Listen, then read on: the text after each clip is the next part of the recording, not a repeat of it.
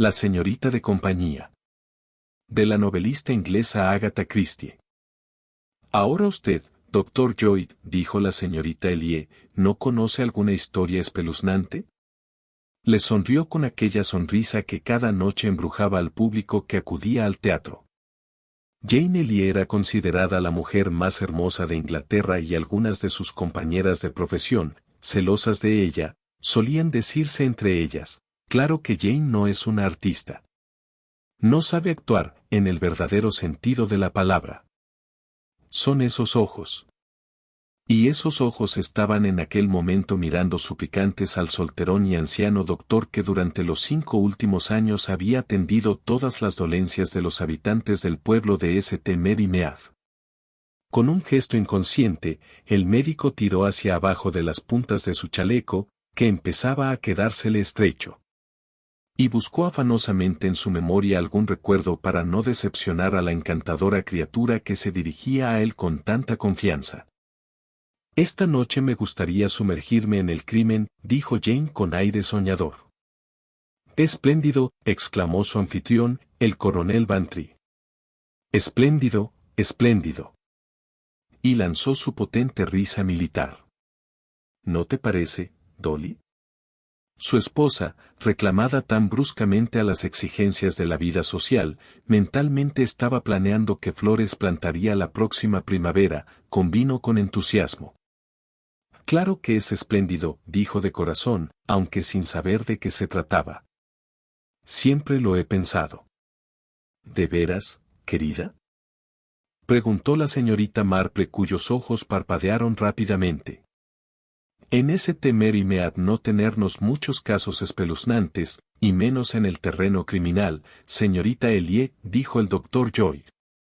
Me sorprende usted, dijo don Henry Clittering, excomisionado de Scotland Yard, vuelto hacia la señorita Marple. Siempre he pensado, por lo que he oído decir a nuestra amiga, que St. Mary Mead es un verdadero nido de crímenes y perversión. Oh, don Henry. Protestó la señorita Marple mientras sus mejillas se enrojecían. Estoy segura de no haber dicho nunca semejante cosa.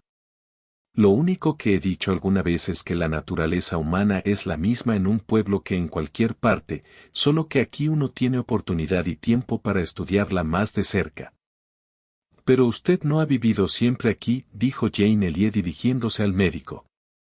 Usted ha estado en toda clase de sitios extraños y en diversas partes del mundo, lugares donde sí ocurren cosas. Es cierto, desde luego, dijo el doctor Lloyd pensando desesperadamente. Sí, claro, sí. Ah. Ya lo tengo. Y se reclinó en su butaca con un suspiro de alivio. De esto hace ya algunos años y casi lo había olvidado. Pero los hechos fueron realmente extraños, muy extraños. Y también la coincidencia que me ayudó a desvelar finalmente el misterio. La señorita Elliot acercó su silla un poco más hacia él, se pintó los labios y aguardó impaciente. Los demás también volvieron sus rostros hacia el doctor. No sé si alguno de ustedes conoce las Islas Canarias, empezó a decir el médico. Deben de ser maravillosas, dijo Jane Elliot. Están en los mares del sur, ¿no? ¿O están en el Mediterráneo? Yo las visité camino de Sudáfrica, dijo el coronel. Es muy hermosa la vista del Teide, en Tenerife, iluminado por el sol poniente. El incidente que voy a referirles, continuó el médico, sucedió en la isla de Gran Canaria, no en Tenerife. Hace ahora muchos años ya. Mi salud no era muy buena y me vi obligado a dejar mi trabajo en Inglaterra y marcharme al extranjero. Estuve ejerciendo en Las Palmas, que es la capital de Gran Canaria. En cierto modo, allí disfruté mucho. El clima es suave y soleado, excelente playa, yo soy un bañista entusiasta, y la vida del puerto me atraía sobremanera. Barcos de todo el mundo atracan en Las Palmas. Yo acostumbraba a pasear por el muelle cada mañana, más interesado que una dama que pasara por una calle de sombrererías. Corno les decía, barcos procedentes de todas las partes del mundo atracan en Las Palmas. Algunas veces hacían escala unas horas y otras un día o dos. En el hotel principal, el Metropol, se veían gentes de todas razas y nacionalidades, aves de paso. Incluso los que se dirigían a Tenerife se quedaban unos días antes de pasar a la otra isla. Mi historia comienza allí, en el Hotel Metropol, un jueves por la noche del mes de enero. Se celebraba un baile y yo contemplaba la escena sentado en una mesa con un amigo mío. Había algunos ingleses y gentes de otras nacionalidades, pero la mayoría de los que bailaban eran españoles. Cuando la orquesta inició los compases de un tango, solo media docena de parejas de esta nacionalidad permanecieron en la pista. Todos bailaban admirablemente mientras nosotros los contemplábamos. Una mujer en particular despertó vivamente nuestra admiración. Alta, hermosa e insinuante, se movía con la gracia de una pantera. Había algo peligroso en ella. Así se lo dije a mi compañero, que se mostró de acuerdo conmigo. Las mujeres como esta, me dijo, suelen tener historia. No pasan por la vida con más pena que gloria. La hermosura es quizá la riqueza más peligrosa, repliqué. No es solo su belleza, insistió. Hay algo más. Mírela de nuevo. A esa mujer han de sucederle cosas o sucederán por su causa. Como le digo, la vida no pasa de largo junto a una mujer así. Estoy seguro de que se verá rodeada de sucesos extraños y excitantes. Solo hay que mirarla para comprenderlo. Hizo una pausa y luego agregó con una sonrisa. Igual que solo hay que mirar a esas dos mujeres de ahí, para saber que nada extraordinario puede sucederles a ninguna de ellas. Han nacido para llevar una existencia segura y tranquila. Seguí su mirada. Las dos mujeres a las que se refería eran dos viajeras que acababan de llegar. Un buque holandés había entrado en el puerto aquella noche y sus pasajeros llegaban al hotel. Al mirarlas comprendí en el acto lo que quiso decir mi amigo. Eran dos señoras inglesas, el tipo clásico de viajera inglesa que se encuentra en el extranjero. Las dos debían rayar los 40 años. Una era rubia y solo un poco llenita. La otra era morena y también solo un poco exageradamente delgada. Estaban lo que se ha dado en llamar bien conservadas, vestían trajes de buen corte poco ostentosos y no llevaban ninguna clase de maquillaje. Tenían la tranquila prestancia de la mujer inglesa, bien educada y de buena familia. Ninguna de las dos tenía nada de particular. Eran iguales a miles de sus compatriotas, verían lo que quisieran ver, asistidas por sus guías Baedeker, y estarían ciegas a todo lo demás. Acudirían a la biblioteca inglesa y a la iglesia anglicana en cualquier lugar donde se encontrasen, y era probable que una de las dos pintara de vez en cuando. Como mi amigo había dicho, nada excitante o extraordinario habría de ocurrirle nunca a ninguna de las dos por mucho que viajaran alrededor de medio mundo. Aparté mis ojos de ellas para mirar de nuevo a nuestra sensual española de provocativa mirada y sonreí. Pobrecillas, dijo Jane Elliot con un suspiro. Me parece estúpido que las personas no saquen el mayor partido posible de sí mismas. Esa mujer de Bond Street, Valentine, es realmente maravillosa.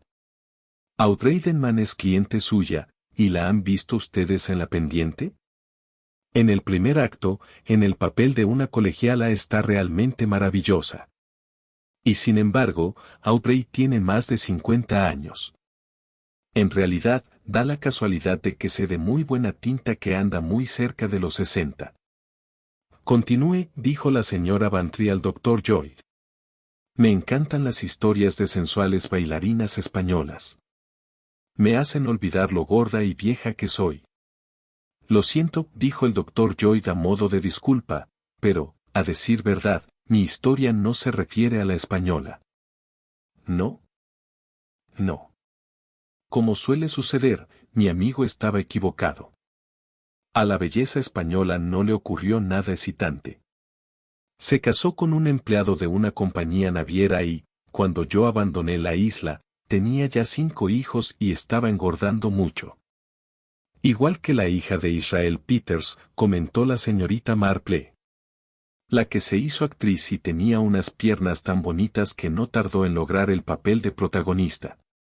Todo el mundo decía que acabaría mal, pero se casó con un viajante de comercio y sentó la cabeza. El paralelismo pueblerino, murmuró don Henry. Efectivamente, continuó el médico, mi historia se refiere a las dos damas inglesas. ¿Les ocurrió algo?, preguntó la señorita Elliot. Sí, y precisamente al día siguiente. Sí, dijo la señora Bantry intrigada. Al salir aquella noche, solo por curiosidad, miré el libro de registro del hotel y encontré sus nombres con facilidad.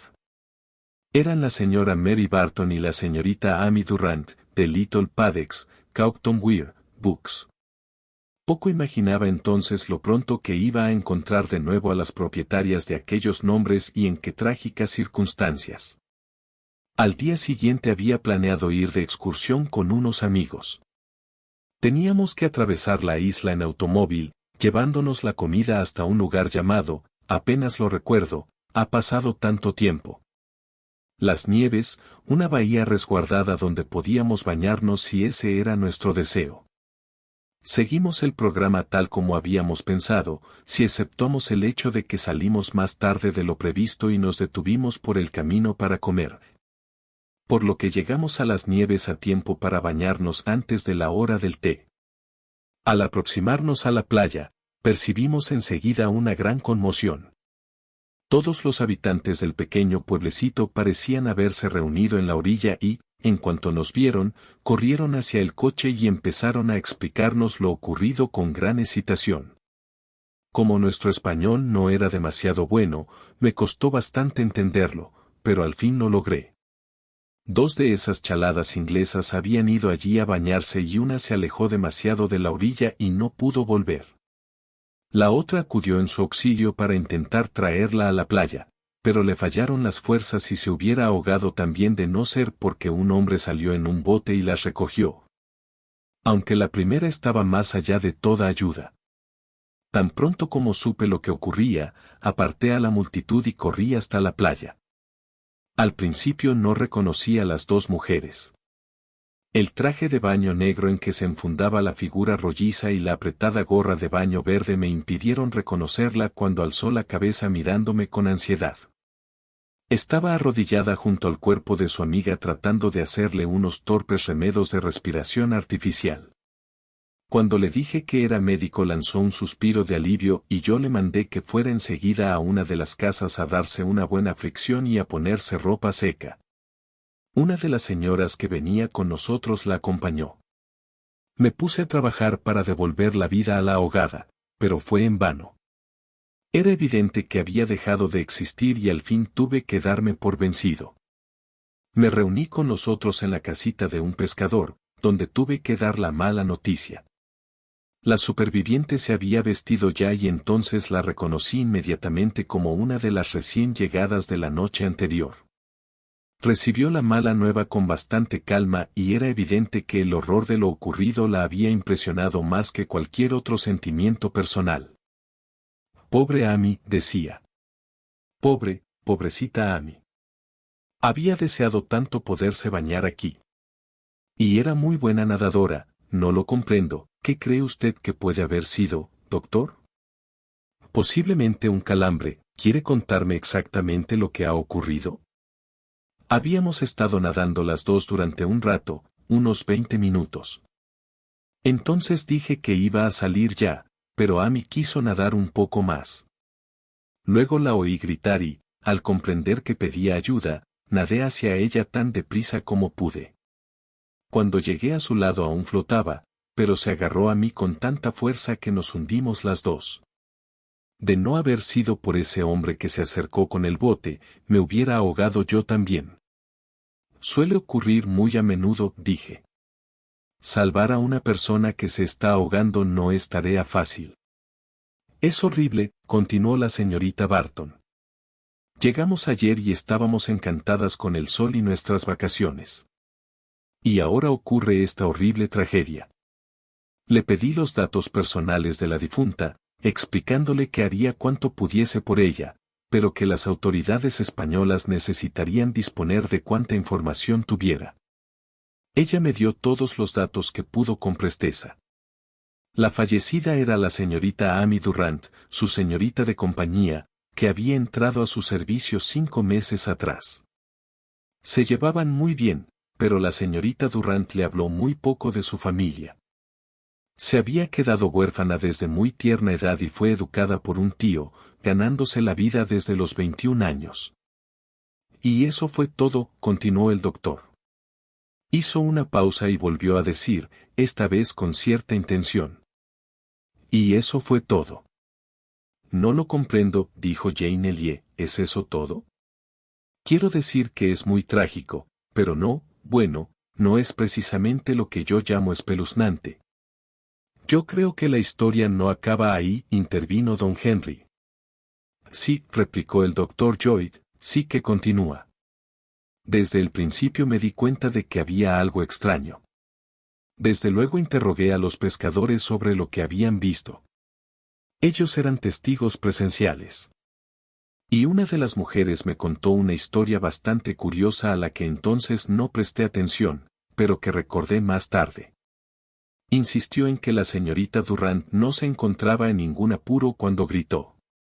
La otra nadadora se había acercado a ella, según esta mujer, y deliberadamente le sumergió la cabeza debajo del agua. Como les digo, no le presté mucha atención.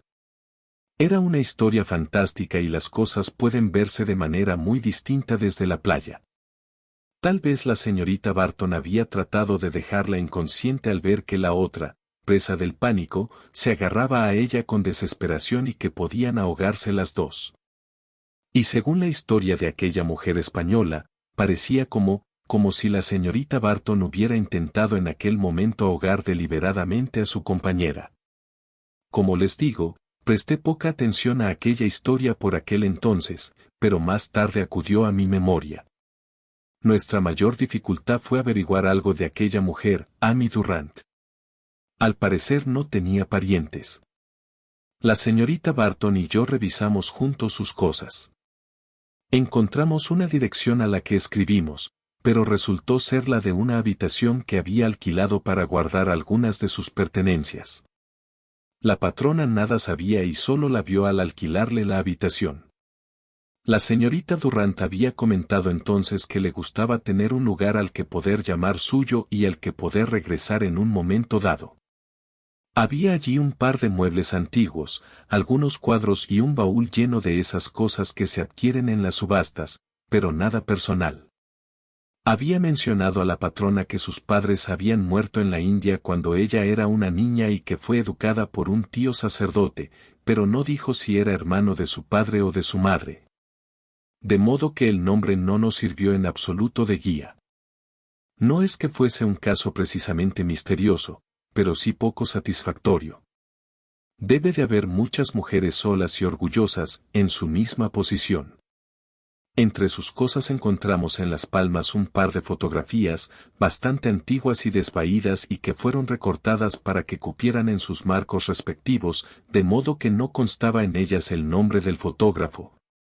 Y también había un daguerrotipo antiguo que pudo haber sido de su madre o con más probabilidad de su abuela. La señorita Barton tenía, según dijo, la dirección de 2 personas que le dieron referencias suyas. Una la había olvidado, pero la otra logró recordarla tras algunos esfuerzos. Resultó ser la de una señora que ahora vivía en Australia. Se le escribió y su respuesta, que naturalmente tardó bastante en llegar, no sirvió de gran ayuda. Decía que la señorita Durrant había sido señorita de compañía suya por un determinado espacio de tiempo, cumpliendo su cometido del modo más eficiente, que era una mujer encantadora. Pero nada sabía de sus asuntos particulares ni de sus parientes. De modo que, como les digo, no era nada extraordinario en realidad, pero fueron las 2 cosas juntas las que despertaron mis recelos. Aquella Amy Durrant de quien nadie sabía nada y la curiosa historia de la española que presenció la escena. Sí, y añadiré otra cosa, cuando me incliné por primera vez sobre el cuerpo de la ahogada y la señorita Barton se dirigía hacia las casetas de los pescadores. Se volvió a mirar con una expresión en su rostro que solo puedo calificar de intensa ansiedad, una especie de duda angustiosa que se me quedó grabada en la mente. Entonces no me pareció extraño. Lo atribuí a la terrible pena que sentía por su amiga, pero más tarde comprendí que no era por eso. Entre ellas no existía relación alguna y por ello no podía sentir un hondo pesar. La señorita Barton apreciaba a Amy Durrant y su muerte la había sobresaltado, eso era todo. Pero entonces, ¿a qué se debía aquella inmensa angustia? Esa es la pregunta que me atormentaba. No me equivoqué al interpretar aquella mirada y, casi contra mi voluntad, una respuesta comenzó a tomar forma en mi mente. Supongamos que la historia de la mujer española fuese cierta. Supongamos que Mary Barton hubiera intentado ahogar a sangre fría a Amy Durrant. Consigue mantenerla bajo el agua mientras simula salvaría y es rescatada por un bote. Se encuentra en una playa solitaria, lejos de todas partes, y entonces aparezco yo, lo último que ella esperaba, un médico, y un médico inglés. Sabe muy bien que personas que han permanecido sumergidas en el agua más tiempo que Amy Durrant han vuelto a la vida gracias a la respiración artificial. Pero ella tiene que representar su papel y marcharse dejándome solo con su víctima. Y cuando se vuelve a mirar por última vez, una terrible angustia se refleja en su rostro, volverá a la vida a Amy Durrant y contará lo que sabe. «Oh», exclamó Jane. «Estoy emocionada». Desde este punto de vista, el caso parece más siniestro y la personalidad de Amy Durrant se hace más misteriosa. ¿Quién era Amy Durrant? ¿Por qué habría de ser ella? Una insignificante señorita de compañía a quien se paga por su trabajo, asesinada por su ama. ¿Qué historia se escondía tras la fatal excursión a la playa? Había entrado al servicio de Mary Barton unos pocos meses antes. Esta la lleva consigo al extranjero y, al día siguiente de su llegada, ocurre la tragedia, y ambas eran dos refinadas inglesas de lo más corriente. La sola idea resultaba fantástica y tuve que reconocer que me estaba dejando llevar por la imaginación. ¿Entonces, no hizo nada?, preguntó la señorita Elliot. Mi querida jovencita, ¿qué podía hacer yo? No existían pruebas. La mayoría de los testigos refirieron la misma historia que la señorita Barton. Yo había basado mis sospechas en una mera expresión pasajera que bien pude haber imaginado. Lo único que podía hacer, y lo hice, era procurar que se continuasen las pesquisas para encontrar a los familiares de Amy Durrant. La siguiente vez que estuve en Inglaterra fui a ver a la patrona que le alquiló la habitación, con los resultados que ya les he referido. Pero usted presentía que había algo extraño, dijo la señorita Marple. El doctor Lloyd asintió. La mitad del tiempo me avergonzaba pensar así. ¿Quién era yo para sospechar que aquella dama inglesa simpática y de trato amable hubiera cometido un crimen a sangre fría?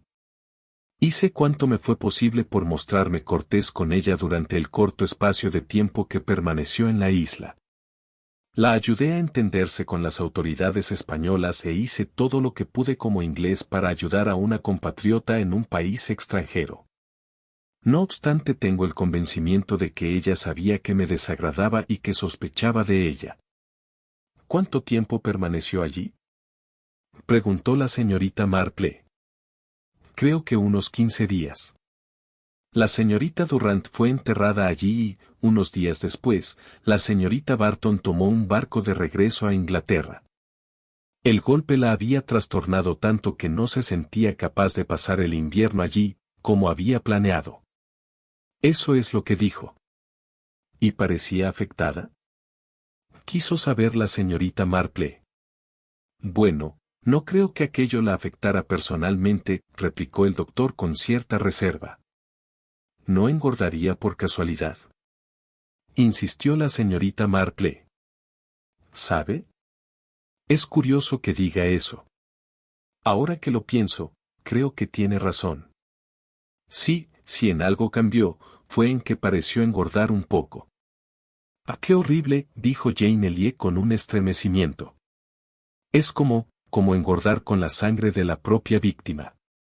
Y a pesar de todo, en cierto modo, no podía dejar de sentir que tal vez la estaba haciendo víctima de una injusticia, prosiguió el doctor Lloyd. Sin embargo, antes de marcharse me dijo algo que parecía indicar lo contrario. Debe de haber, y yo creo que las hay, conciencias que obran muy lentamente y que tardan algún tiempo en despertar de la monstruosidad del delito cometido. Fue la noche antes de que partiera de las Canarias. Me había pedido que fuera a verla y me agradeció calurosamente todo lo que había hecho por ella. Yo, como es de suponer, quité importancia al asunto diciéndole que había hecho únicamente lo normal dadas las circunstancias, etcétera, etcétera. Después hubo una pausa y, de pronto, me hizo una pregunta. ¿Usted cree, me dijo, que alguna vez puede estar justificado tomarse la justicia por propia mano? Le respondí que era una pregunta difícil de contestar, pero que en principio yo pensaba que no, que la ley era la ley y que debíamos someternos a ella. ¿Incluso cuando es impotente? No la comprendo. Es difícil de explicar, pero uno puede hacer algo que esté considerado como completamente equivocado, que sea considerado incluso un crimen, por una razón buena y justificada. Le repliqué secamente que algunos criminales habían pensado eso al cometer sus crímenes y se horrorizó. Pero eso es horrible, murmuró, horrible. Y luego, cambiando de tono, me pidió que le diera algo que la ayudara a dormir, ya que no había podido hacerlo últimamente desde que sufrió aquel terrible golpe. ¿Está segura de que es eso? ¿No le ocurre nada? ¿No hay algo que torture su mente? ¿Qué supone usted que puede torturar mi mente? Me contestó furiosa y con recelo. Las preocupaciones son muchas veces la causa del insomnio, dije sin darle importancia. Pareció reflexionar unos momentos. ¿Se refiere a las preocupaciones del porvenir o a las del pasado que ya no tienen remedio? A cualquiera de ellas. Sería inútil preocuparse por el pasado. No puede volver. Oh, ¿de qué sirve? No debemos pensar más, no se debe pensar en ello. Le receté un somnífero y me despedí. Cuando me iba pensé en lo que acababa de decirme. No puede volver. ¿Qué? ¿O quién? Creo que esta última entrevista me predispuso en cierto modo para lo que iba a suceder después. Yo no lo esperaba, por supuesto, pero cuando ocurrió no me sorprendí. Porque Mary Barton me había dado la impresión de ser una mujer consciente, no una débil pecadora, sino una mujer de convicciones firmes, que actuaría según ellas y que no cejaría mientras siguiera creyendo en ellas. Imaginé que durante nuestra última conversación empezó a dudar de sus propias convicciones. Sus palabras me hicieron creer que empezaba a sentir la comezón de ese terrible hostigador del alma, el remordimiento. Lo siguiente sucedió en Cornualles, en un pequeño balneario bastante desierto en aquella época del año. Debía ser, veamos, a finales de marzo, y lo leí en los periódicos. Una señora se había hospedado en un pequeño hotel de aquella localidad, una tal la señorita Barton, cuyo comportamiento fue muy extraño, cosa que fue observada por todos. Por la noche paseaba de un lado a otro de su habitación, hablando sola y sin dejar dormir a las personas de los dormitorios contiguos al suyo. Un día llamó al vicario y le dijo que tenía que comunicarle algo de la mayor importancia y que había cometido un crimen. Y luego, en vez de continuar, se puso en pie violentamente diciéndole que ya regresaría otro día. El vicario la consideró una perturbada mental y no tomó en serio su grave autoacusación.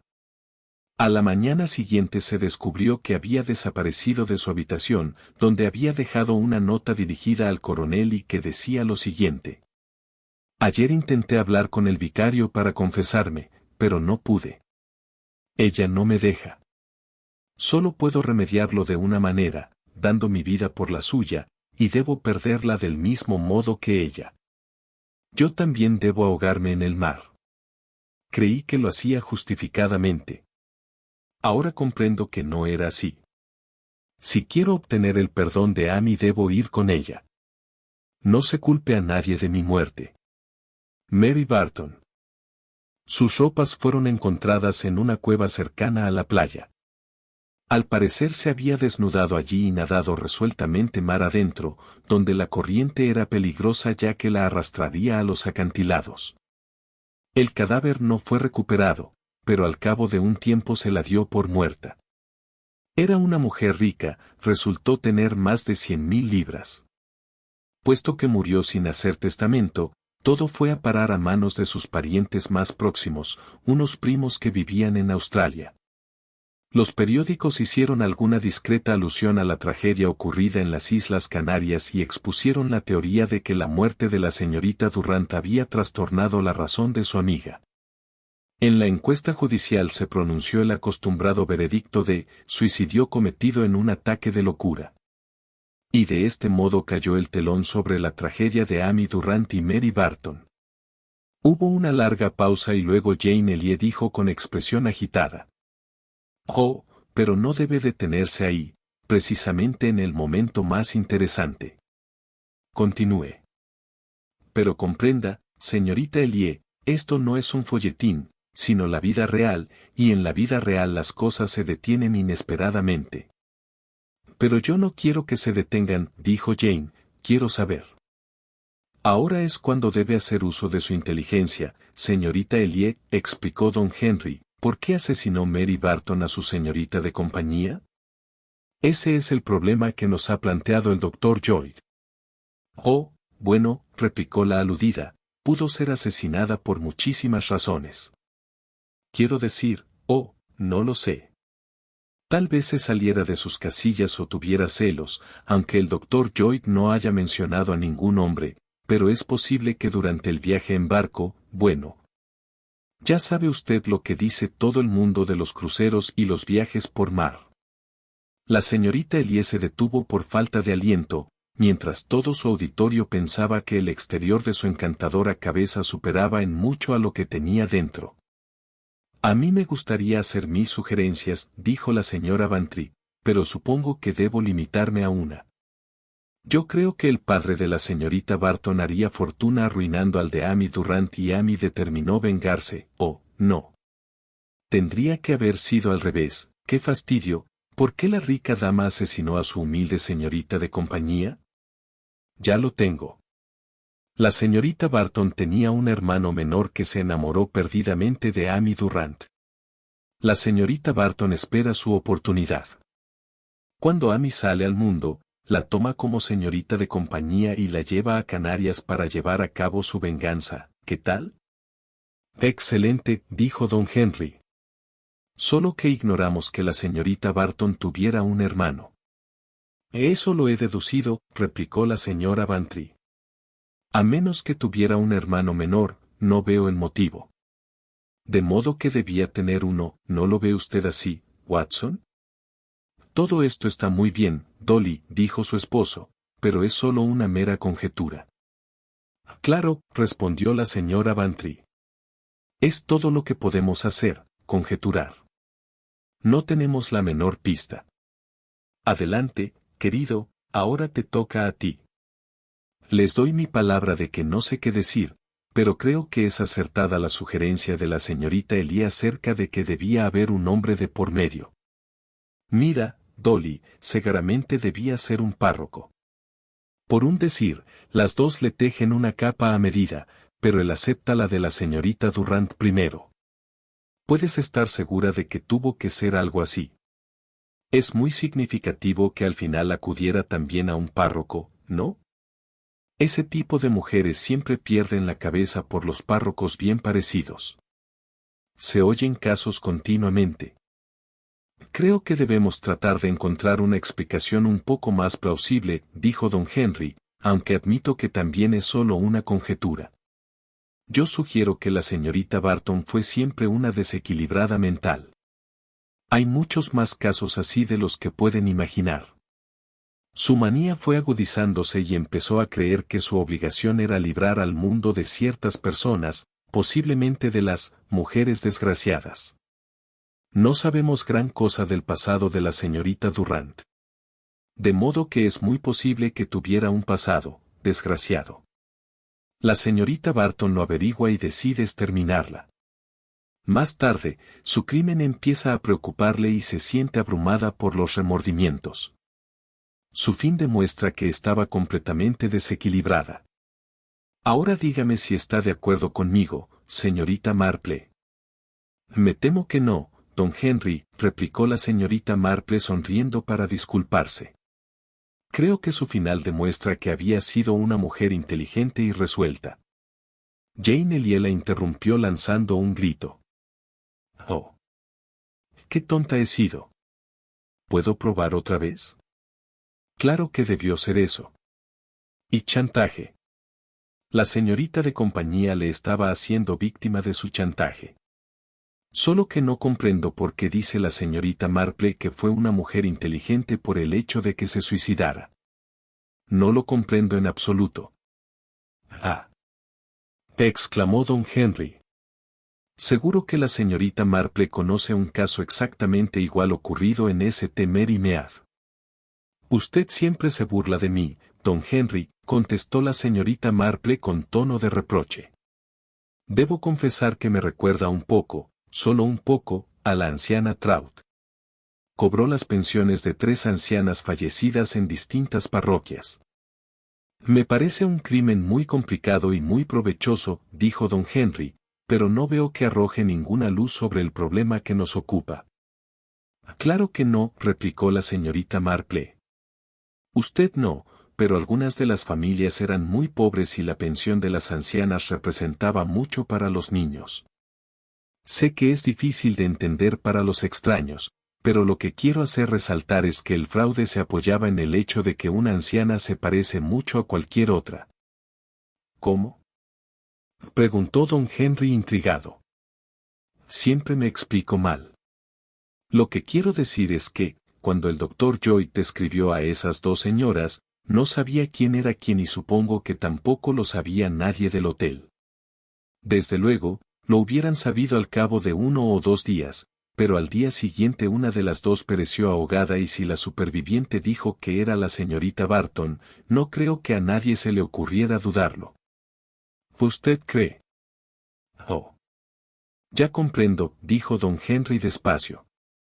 Es lo único que tendría un poco de sentido.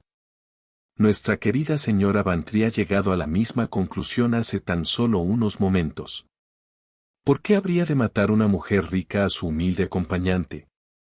Es mucho más lógico que fuera lo contrario. Quiero decir que es así como suelen suceder las cosas. Sí, comentó don Henry. Me sorprende usted. Pero claro, prosiguió la señorita Marple, luego tuvo que usar la ropa de la señorita Barton, que probablemente debía quedarle un tanto estrecha, por lo que daría la impresión de haber engordado un poco. Por eso hice esa pregunta. Un caballero seguramente pensaría que estaba aumentando de peso y no que la ropa le quedaba pequeña, aunque no sea este el modo correcto de explicarlo. Pero si Amy Durrant asesinó a la señorita Barton, ¿qué ganaba con ello? Quiso saber la señorita Bantry. No podía mantener la ficción indefinidamente. Solo la mantuvo por espacio de 1 mes aproximadamente, indicó la señorita Marple. Y durante este tiempo supongo que viajaría, manteniéndose alejada de todo el que pudiera conocerla. Eso es lo que quise dar a entender al decir que una mujer de cierta edad resultaba muy parecida a cualquier otra. No creo siquiera que notaran que la fotografía del pasaporte era distinta, ya saben ustedes lo malas que son. Y luego, en marzo, se marchó a ese balneario de Cornualles donde comenzó a actuar de un modo extraño. A atraer la atención de la gente para que cuando encontrasen sus ropas en la playa y leyeran su última carta no repararan en lo obvio. ¿Qué era? Preguntó don Henry. Que no había cuerpo, replicó la señorita Marple. Eso es lo que hubiera saltado más a la vista de no ser por la cantidad de pistas falsas puestas para apartarlos de la verdadera pista, incluyendo el detalle de la comedia del arrepentimiento, no había cuerpo. Ese era el hecho más importante. ¿Quiere usted decir? Preguntó la señorita Bantry. ¿Quiere decir que no hubo tal arrepentimiento? ¿Y que no se ahogó? Ella no. Replicó la señorita Marple. Igual que la señora Trout. Ella también supo preparar muchas pistas falsas, pero no había contado conmigo. Yo sé ver a través del fingido remordimiento de la señorita Barton. ¿Ahogada ella? Se marchó a Australia y no temo equivocarme. No se equivoca, señorita Marple, dijo el doctor Lloyd. Tiene razón. Otra vez me deja usted sorprendido. Vaya, aquel día en Melbourne casi me caigo redondo de la impresión. ¿Era eso a lo que se refería usted al hablar de una coincidencia? El doctor Lloyd asintió. Sí, tuvo muy mala suerte la señorita Barton o la señorita Amy Durrant o como quieran llamarla. Durante algún tiempo fui médico de un barco y, al desembarcar en Melbourne, la primera persona que vi cuando paseaba por allí fue a la señora que yo creía que se había ahogado en Cornualles. Ella comprendió que su juego estaba descubierto por lo que a mí se refería e hizo lo más osado que se le ocurrió, convertirme en su confidente. Era una mujer extraña, desprovista de toda moral. Era la mayor de 9 hermanos, todos muy pobres. En una ocasión pidieron ayuda a su prima rica, que vivía en Inglaterra, pero fueron rechazados y la señorita Barton se peleó con su padre. Necesitaban dinero desesperadamente, ya que los 3 niños más pequeños estaban delicados y necesitaban un costoso tratamiento médico. Parece ser que entonces Amy Barton planeó su crimen a sangre fría. Se marchó a Inglaterra, ganándose el pasaje como niñera, y obtuvo su empleo de señorita de compañía de la señorita Barton haciéndose llamar Amy Durrant. Alquiló una habitación en la que puso algunos muebles para crearse una cierta personalidad. El plan del ahogamiento fue una inspiración repentina. Había estado esperando que se le presentara alguna oportunidad. Después de representar la escena final del drama, regresó a Australia y, a su debido tiempo, ella y sus hermanos heredaron todo el dinero de la señorita Barton como parientes más próximos.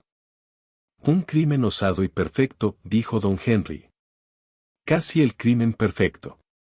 De haber sido la señorita Barton quien muriera en las Canarias, las sospechas hubieran recaído en Amy Durrant y se hubiese descubierto su parentesco con la familia Barton. Pero el cambio de identidad y el doble crimen, como podemos llamarlo, evitó esa posibilidad. Sí, casi fue un crimen perfecto. ¿Qué fue de ella?, preguntó la señora Bantry. ¿Cómo actuó en el asunto, doctor Lloyd? Me encontraba en una posición muy curiosa, señora Bantry. Pruebas, tal como las entiende la ley, tenía muy pocas todavía. Y también, como médico, me di cuenta de que, a pesar de su aspecto vigoroso y robusto, aquella mujer no iba a vivir mucho. La acompañé a su casa y conocí al resto de los hermanos, una familia encantadora que adoraba a su hermana mayor, completamente ajenos al crimen que había cometido. ¿Por qué llenarlos de pena si no podía probar nada? La confesión de aquella mujer no fue oída por nadie más que por mí y dejé que la naturaleza siguiera su curso. La señorita Amy Barton falleció 6 meses después de mi último encuentro con ella. Y a menudo me he preguntado si vivió alegre y sin arrepentimiento hasta que le llegó su fin. Seguramente no, dijo la señora Bantry. Yo creo que sí, dijo la señorita Marple. Como la señora Trout. Jane Elliot se estremeció. Vaya, dijo, es muy emocionante. Aunque aún no entiendo quién ahogó a quién y qué tiene que ver esa señora Trout con todo eso. No tiene nada que ver, querida, replicó la señorita Marple. Fue solo una persona, y no precisamente agradable, que vivía en el pueblo. Oh, exclamó Jane. En el pueblo. Pero si en los pueblos nunca ocurre nada, ¿no es cierto? Suspiró. Estoy segura de que si viviera en un pueblo sería tonta de remate. Fin de la historia y el caso. Si te gustó esta historia, dale un like y suscríbete.